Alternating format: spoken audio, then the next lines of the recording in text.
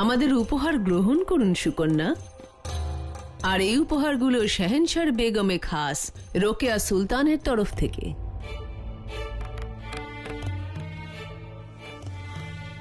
আর এইগুলো শাহেনশাহ দ্বিতীয় বেগম সালিমা সুলতানের তরফ থেকে।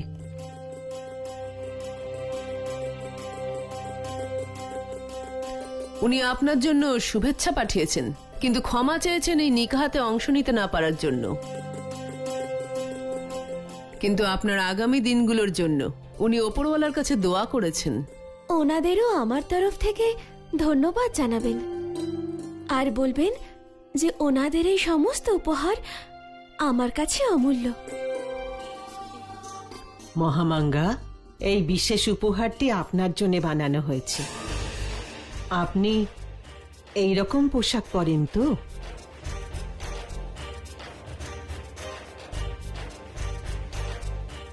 উপহার গ্রহণ করুন।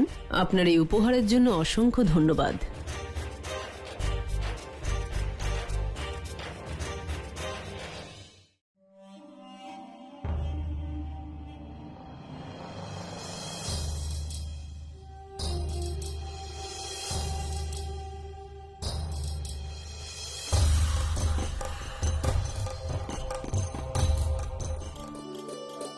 প্রণাম মহামাঙ্গা। আমি শুনলাম আপনি আমায় ডেকেছেন। আপনার কোনো অসুবিধা হচ্ছে না তো এখানে? একদমই না, আমি এখানে বেশ ভালোই যত্নে আছি। দেখুন না, আপনার ঠাকুমাও জানেন যে আমি কি পছন্দ করি, আমি কি পড়ি না পড়ি তাও জানেন আপনার পরিবারের সবাই। আপনার ঠাকুমা যে উপহারটা আমাকে দিয়েছেন সেটা দেখে আমার পুরনো আঘাত যেন আবার ফিরে এলো। ভাবলাম সেই আঘাতে ঔষধ লাগানোর জন্য আপনাকে ডেকে নিই। আমি কিছু বুঝলাম না। চিন্তা করবেন না, আমি আপনাকে বোঝাচ্ছি।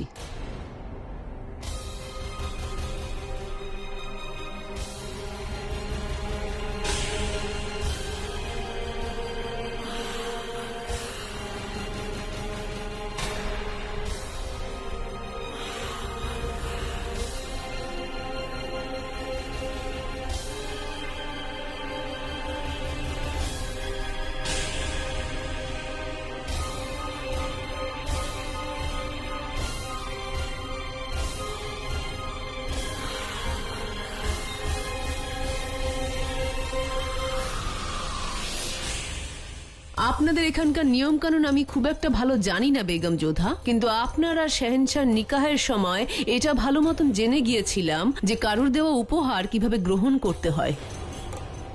কিছু মনে পড়ল?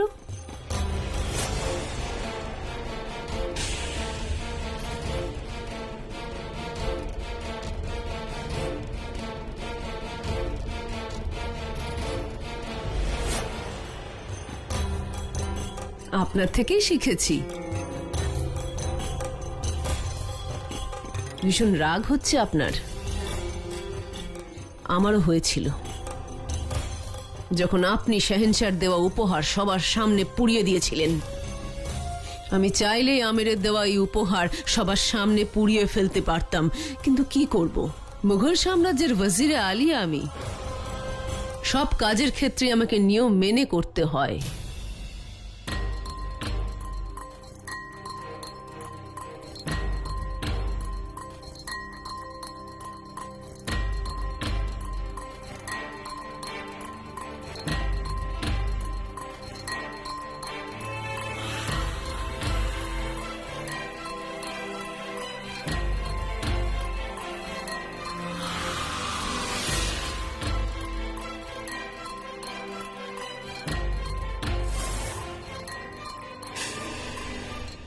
মহামাঙ্গা, আপনি যা করলেন তা আপনার ভাবনা। কারোর ভাবনায় কারোর হাত নেই। আপনি ঠাকুমার অনুভূতিকে মর্যাদা দেননি বলে আমি দুঃখ পাইনি। দুঃখ পাচ্ছি এটা ভেবে যে আমার ঠাকুমা এই উপহারটা দেওয়ার জন্য সঠিক মানুষ নির্বাচন করেননি। যে যেমন সে তেমনই ভাবে বেগম যোধা, তাই না? আপনি বললে কোনো বাদীকে ডেকে দিই, আপনাকে আপনার কক্ষে পৌঁছে দেবে? এটাও তো আপনাদের নিয়ম। অতিথিদের নিজের কক্ষে ডেকে বাদীদের সাহায্যে বাইরের রাস্তা দেখিয়ে দেওয়ার নিয়ম। আমার কাজ হয়ে গেছে বেগম যোধা। খোদা হাফিজ।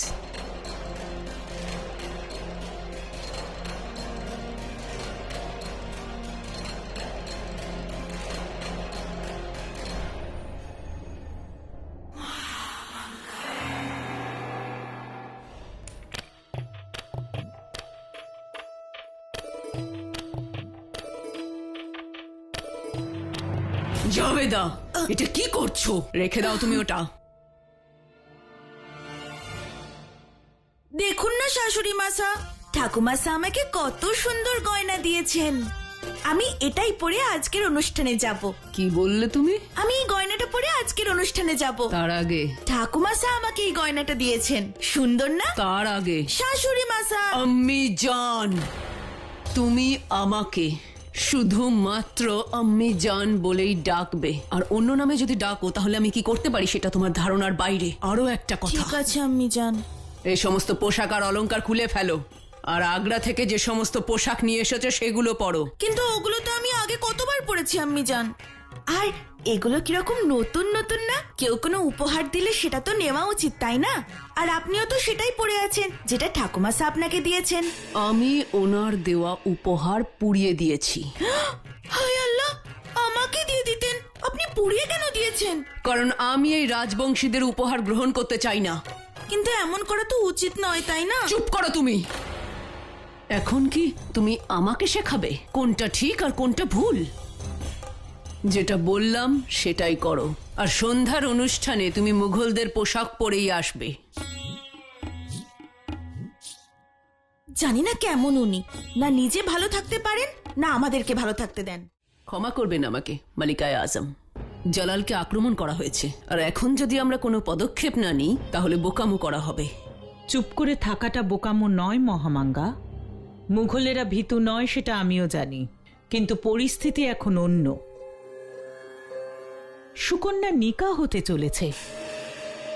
মালিকায়ে আজম, আপনি সুকন্যার নিকাহের জন্য চিন্তা করছেন, নিজের ছেলে জালালের কথা ভাবছেন না? মানছি তুমি জালালকে মানুষ করেছো মহামাঙ্গা, কিন্তু জালালকে জন্ম আমি দিয়েছি। ও আমার সন্তান। জালালের চিন্তা যতটা তোমার আছে ততটা আমারও আছে, কিন্তু সবসময় হৃদয় দিয়ে নয়, বুদ্ধি দিয়ে কাজ করতে হয়। শত্রু আমেরেরও হতে পারে অথবা আগ্রারও। তুমি কি ভুলে যাচ্ছ জালাল আমের পৌঁছয়নি তখন ওর উপর আক্রমণ হয়েছিল। গোয়ালিয়রের হাকিমকে আটকানোর চেষ্টা করা হয়েছিল যাতে জালালের শরীর সুস্থ না হয়। হাওয়াইকে জালাল কতটা পছন্দ করে সেটা আমেরের থেকে বেশি আমাদের লোকেরা জানে। আক্রমণকারী আমাদের থেকেও একজন হতে পারে। এই বিষয়টা জালাল খুব ভালো করেই বোঝে, তাই জন্যই চুপ করে আছে। ও যা সিদ্ধান্ত নেবে সেটা আমি সমর্থন করি। ক্ষমা করবেন মালিকায়ে আজম, আপনার ছেলে জালালকে আমিও ভালোবাসি, সেই জন্য দুশ্চিন্তায় আমি এইসব কথা বলে ফেলেছি। ক্ষমা করবেন। তীর আর মুখের কথা দুটোতেই কাবু রাখতে হবে তোমায়, নয়তো তোমারই ক্ষতি হবে। তুমি সাম্রাজ্যের ওয়াজিরে আলিয়া, এই সময় হৃদয় দিয়ে নয় বুদ্ধি দিয়ে ভাবো। আপনি যেমন বলবেন। খোদা হাফেজ।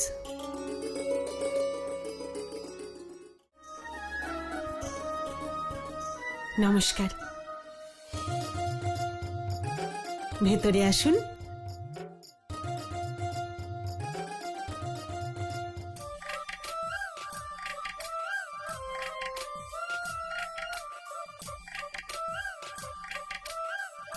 হায় আল্লাহ, কি সুন্দর মেহেন্দি পড়াচ্ছে। মেহেন্দি আমিও পড়তে পারি? হ্যাঁ হ্যাঁ, একদম একদম, বসুন। তুমি মেহেন্দি লাগাবে মা? হ্যাঁ ঠাকুমা। এসো আমার সাথে। আমি তো এটা বুঝতে পারছি না আমরা এই মেহেন্দির অনুষ্ঠানে এলাম কেন। এ তো মালিকার হুকুম, আমাদের পালন করতেই হতো। আপনি আপনার মালিকায়ে আজমকে কিছু বোঝান না কেন জিজি? উনি তো আপনার সব কথা শোনেন, ওনাকে বোঝানো উচিত ছিল। এটা তো নিকাহার সাথে যুক্ত একটা রীতি মহামাঙ্গা, আর তুমি আমায় কথা শোনাচ্ছ? আর তোমার বউ জাবেদা তোমার সব কথা শোনে? জাভেদা কোথায় গেল? ওই দেখো ওখানে। ইয়া আল্লাহ, শুধু উৎসবেই নয়, ও কিন্তু মন দিয়ে মেহেন্দিতেও অংশগ্রহণ করছে। নির্বোধ কোথাকার।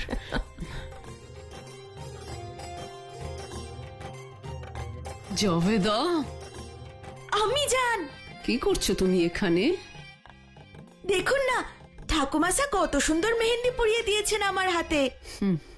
আপনার বৌমা খুব ভালো মহামাঙ্গা, সবার সাথে এত সুন্দর মিশেছে যেন দুধের মধ্যে বাতাসা। মাসা, আপনি কিন্তু বললেন না কত সুন্দর হয়েছে। তোমার মেহেন্দি একেবারে তোমারই মতন হয়েছে, সুন্দর। দেখলেন তো, আম্মি যেন মেহেন্দিটা সুন্দর বললেন।